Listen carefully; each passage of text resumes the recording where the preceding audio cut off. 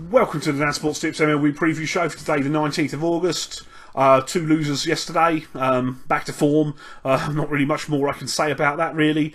We are still over 100 points down on the season, but I hope to rectify that in the very near future, starting with the first game I want to look at tonight, which is the Minnesota Twins at the Kansas City Royals. Jose Berrios will be pitching for Minnesota tonight. He has struggled in many innings. He's shown a propensity to walk a lot of hitters, which is very bad news against Kansas City because they don't strike out often. They will make you throw strikes. As I say, he struggled in many innings, particularly in the first. He carries an ERA in the first innings this year of 16.20. He will be opposed by the Kansas City Royals' Edinson Volquez. His ERA sits at just a 7.92 in the first innings. So to open games, both pitchers have clearly had their issues. So while Kansas don't have power, Berrios will have to throw strikes to get them out. And he's had some issues with that, particularly in the last start. Minnesota have got a lot more powers up top than the Royals have, and there's every chance that Volquez can give up some runs as well. So we're going to be buying first innings performance in Minnesota and Kansas City. The Chicago Cubs are heading out to Colorado for a home run derby with the Colorado Rockies. The Rockies are the only team this year that have inflicted defeat on Kyle Hendricks, today's starter for the Cubs, at Wrigley Field this year. And as evidenced by their dismantling of Steven Strasburg in the last game, their bats are pretty strong at the moment. Hendricks has had mixed results in his two outings at Coors in his career. He pitched an absolute gem of a one-run game. I believe he lasted 8 innings in that. The other game he allowed 5 runs in, I think it was April last year.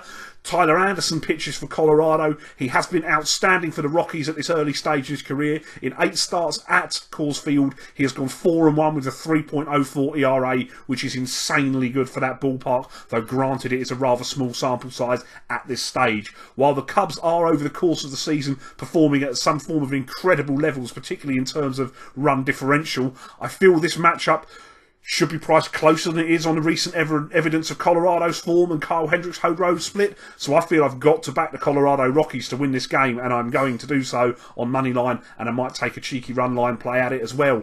Arizona are heading out to San Diego.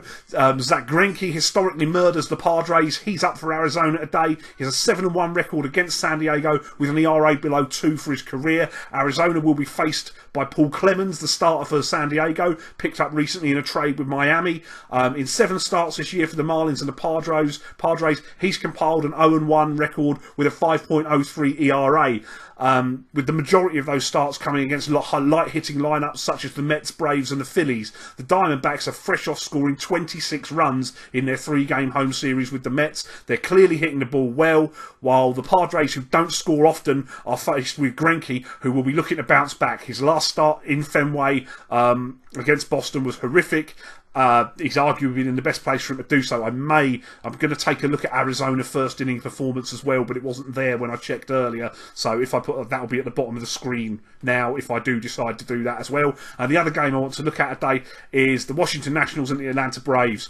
It's a matchup of 2 good pitchers. Tanner Roark for the Nationals has enjoyed success against Atlanta. He's gone 5-1 with a 1.77 ERA in his career against them. He's beaten them twice already this year. He will face off against Julio Teheran, who's easily the class of this Braves rotation. Teheran has missed time due to injury. I often like to oppose a pitcher after a stint on the disabled list, and I will do so today. There is no doubt which team has got the best offensive lineup here. That is Washington. They aren't even in the same state, let alone the same ballpark as Atlanta. I will look for Teheran to get hit about a bit while shaking the rust off, hopefully. Even if he does pitch well, the chances are we've got a cracking shout with Washington on the run line today. Those are the plays today.